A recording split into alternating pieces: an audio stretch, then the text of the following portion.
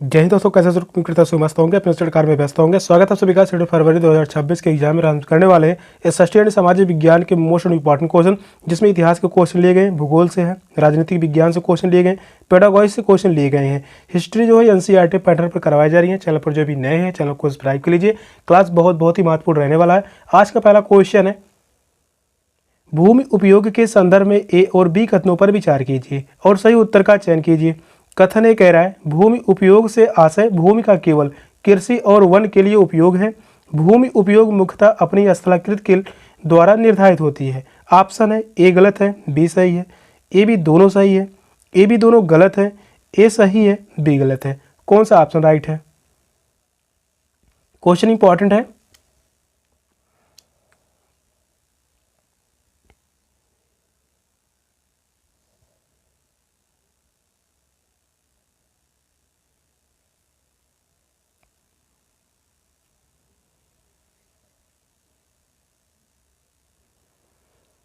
Question कह रहा है, भूमि उपयोग के संदर्भ में ए बी कथनों पर विचार कीजिए और सही उत्तर का चयन कीजिए। भूमि उपयोग से आशय भूमि का केवल कृषि और वन के लिए उपयोग है, तो यह बात गलत होगा। भूमि उपयोग मुख्यतः अपनी स्थलाकृत के द्वारा निर्धारित होती है, यह भी कथन गलत होगा। दोनों ही कथन गलत हैं। इस क्वेश्चन का राइट आंसर है ऑप्शन सी, ए और बी दोनों गलत हैं। भूमि उपयोग का आशय उन सभी भूमि संबंधी गतिविधियों से है जो भूमि की संरचना पर आधारित होते हैं, जैसे विभिन्न प्रकार के फसलों की कृषि, कृषि वानिकी, पशुपालन, बागवानी और मृदा संरक्षण में उपलब्ध विभिन्न प्रकार के पोषक तत्वों के कारण फसलों के विकास पर प्रभाव पड़ता है। थर्ड ऑप्शन करेक्ट है। नेक्स्ट क्वेश्चन है, रक्षक मेखलाएं मदद करती हैं मृदा में नमी बनाए रखने में, मृदा के ऊपर से जल के प्रवाह को मंद करने में और नलिकाओं को बनने से रोकने और मृदा क्षय को बचाने में। वही फोर्थ ऑप्शन कह रहा है, पवन की गति को रोकथाम कर मृदा आवरण के संरक्षण में। कौन सा ऑप्शन राइट है?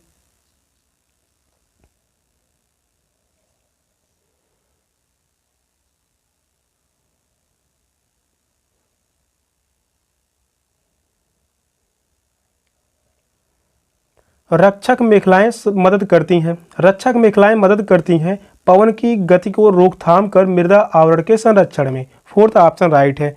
खेत के किनारे रक्षक मेखला के निर्माण से पवन की गति से होने वाली मृदा क्षरण में कमी आती है। अति ठंडी तथा अति गर्म हवाओं के प्रतिकूल प्रभाव से फसलों की रक्षा होती है। फोर्थ ऑप्शन करेक्ट है। नेक्स्ट क्वेश्चन है, मृदा परिच्छेदिका की मोटाई को कौन निर्धारित करता है? समय, वनस्पति जात, प्राणी जात, जलवायु, उच्चावच। कौन सा ऑप्शन राइट है? क्वेश्चन यह भी इंपॉर्टेंट है, या क्वेश्चन पूछा गया था 2021 में।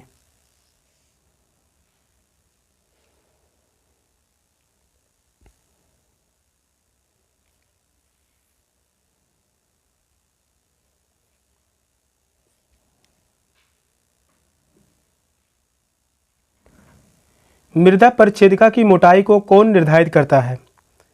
समय निर्धारित करता है। फर्स्ट ऑप्शन करेक्ट है, समय। मृदा परिच्छेदिका की मोटाई का निर्धारण करने वाला प्रमुख घटक समय है। समय के साथ साथ मृदा परिच्छेदिका की मोटाई में बालू, मिट्टी, ह्यूमस तथा अन्य जैव अवशेषों के जमाव के कारण वृद्धि होती है। फर्स्ट ऑप्शन करेक्ट है। नेक्स्ट क्वेश्चन है, वितरण के आधार पर संसाधनों को वर्गीकृत किया जा सकता है। नवीकरणीय संसाधन और अनवीकरणीय संसाधन के द्वारा, जैव संसाधन और अजैव संसाधन के द्वारा, सर्वव्यापक संसाधन और स्थानिक संसाधन के द्वारा, वास्तविक संसाधन और संभाव्य संसाधन के द्वारा। कौन सा ऑप्शन करेक्ट है?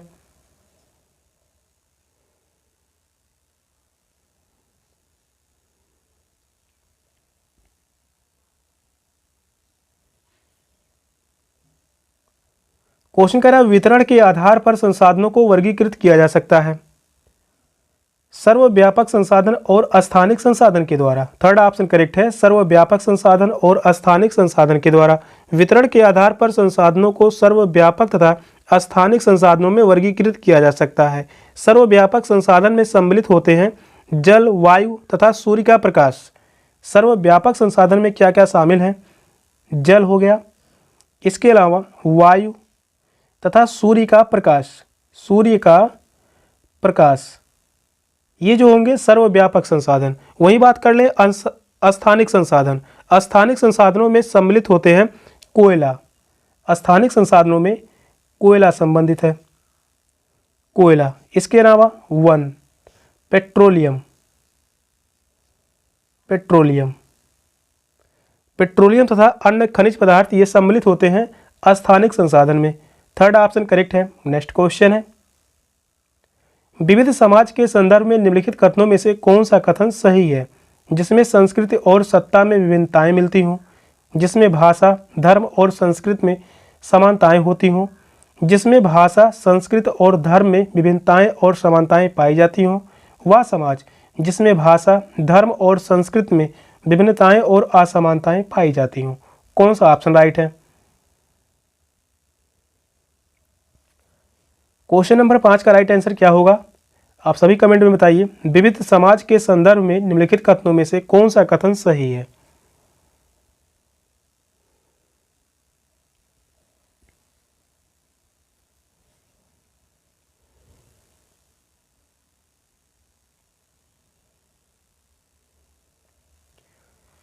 विविध समाज के संदर्भ में कौन सा कथन सही होगा? जिसमें संस्कृति और सत्ता में विभिन्नताएं पाई जाती हों तो यह बात गलत होगी। जिसमें भाषा, धर्म और संस्कृति में समानताएं होती हों यह भी गलत होगा। जिसमें भाषा, संस्कृति और धर्म में विभिन्नताएं और समानताएं दोनों पाई जाती हों। इस क्वेश्चन का राइट आंसर होगा option C, third option correct है। जिसमें भाषा, संस्कृति और धर्म में विभिन्नताएं पाई जाती हों, वह समाज जिसमें भाषा, धर्म और संस्कृति में विभिन्नताएं और असमानताएं पाई जाती हों यह भी गलत होगा। इस क्वेश्चन का राइट आंसर है ऑप्शन सी। विविध समाज का आशय ऐसे समाज से होता है जिसमें भाषा, संस्कृति तथा धर्म में विभिन्नताएं तथा समानताएं दोनों ही पाई जाती हों।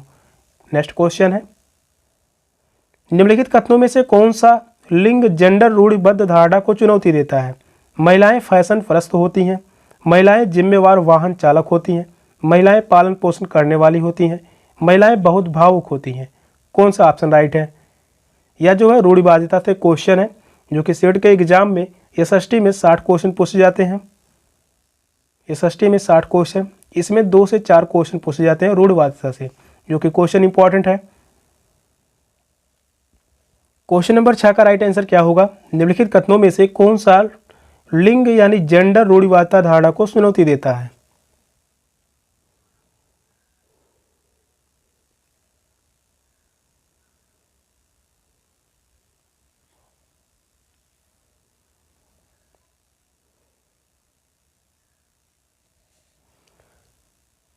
महिलाएं फैशन परस्त होती हैं तो यहाँ पर जो है रूढ़िवादिता को प्रदर्शित कर रहा है तो यह गलत होगा। महिलाएं जिम्मेवार वाहन चालक होती हैं, यह जो है रूढ़िवादिता को चुनौती दे रहा है। महिलाएं पालन पोषण करने वाली होती हैं तो यह भी जो है रूढ़िवादिता को प्रदर्शित कर रहा है, गलत होगा। महिलाएं बहुत भावुक होती हैं, यह भी गलत होगा क्योंकि रूढ़िवादिता को प्रदर्शित कर रहा है। पूछा हुआ है रूढ़िबद्ध धारणा को चुनौती देता है तो वह है option B, second option correct है। कुछ धारणाएं जैसे महिलाओं का फैशन परस्त होना, पालन पोषण करने वाली होना तथा भावुक होना इत्यादि जो है रूढ़िवादिता को प्रदर्शित करती हैं, जबकि महिलाओं का एक जिम्मेवार वाहन चालक होना यह रूढ़िवादिता को चुनौती देता है। सेकंड ऑप्शन करेक्ट है। नेक्स्ट क्वेश्चन है, नारी मताधिकार आंदोलनकारियों की निम्नलिखित में से कौन से मुख्य मांग है? महिलाओं के लिए नौकरशाही भूमिका का अधिकार, धनी महिलाओं के लिए वयस्क मताधिकार, श्रम वर्ग के लिए वयस्क मताधिकार, महिलाओं के लिए मताधिकार। कौन सा ऑप्शन करेक्ट है? यह क्वेश्चन पूछा गया था जुलाई 2019 में, इंपॉर्टेंट क्वेश्चन है और यही क्वेश्चन बाद में पूछा गया 2023 में।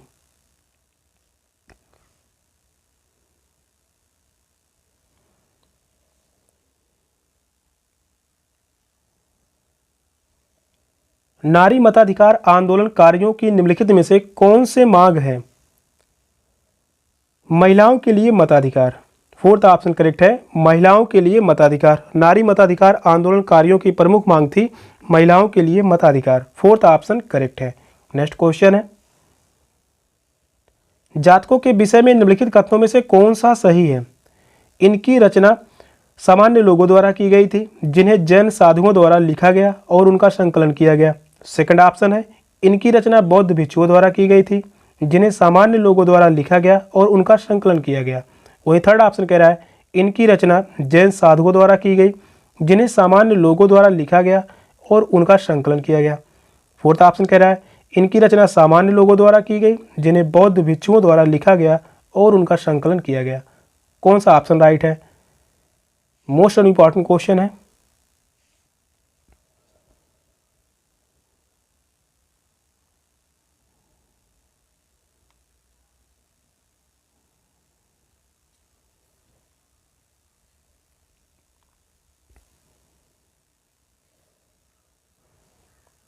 क्वेश्चन नंबर 8 का राइट आंसर क्या होगा? जातकों के विषय में निम्नलिखित कथनों में से कौन सा सही है?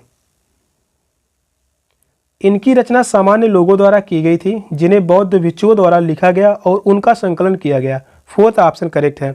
जातकों की रचना सामान्य लोगों द्वारा की गई थी, जिन्हें बौद्ध भिक्षुओं द्वारा लिखा गया तथा संकलन किया गया। इस क्वेश्चन का राइट आंसर है ऑप्शन डी। नेक्स्ट क्वेश्चन है, आईने अकबरी के विषय में निम्नलिखित कथनों में से कौन सा सही है? इसमें अकबर के पूर्वजों और अकबर के शासन की घटनाओं का विवरण दिया गया है। सेकंड ऑप्शन है, यह मिर्जा हकीम द्वारा लिखी गई, जो अकबर के दरबारियों में से एक था। यह अकबर के प्रशासन के विविध पहलुओं के विषय में संपन्न सांख्यिकीय विवरण प्रस्तुत करता है। फोर्थ ऑप्शन है, यह अकबरनामा शीर्षक के अंतर्गत अकबर के शासन काल के इतिहास की 3 जिल्दों में से पहली जिल्द है। कौन सा ऑप्शन करेक्ट है? क्वेश्चन यहाँ भी इंपॉर्टेंट है।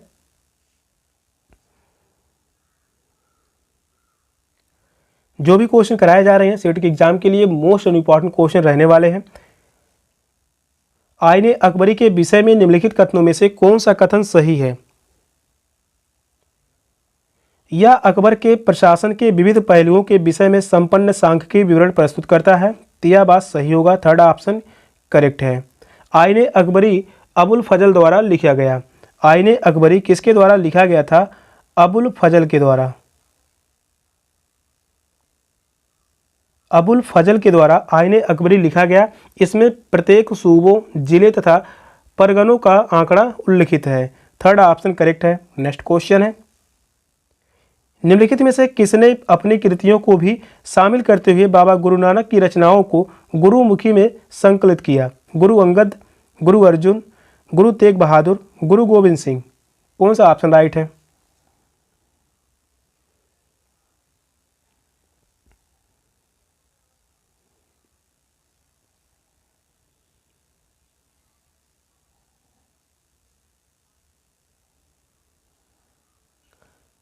क्वेश्चन नंबर 10 का राइट आंसर क्या होगा? निम्नलिखित में से किसने अपनी कृतियों को भी शामिल करते हुए बाबा गुरु नानक की रचनाओं को गुरुमुखी में संकलित किया? Guru Angad. First option correct है, गुरु अंगद।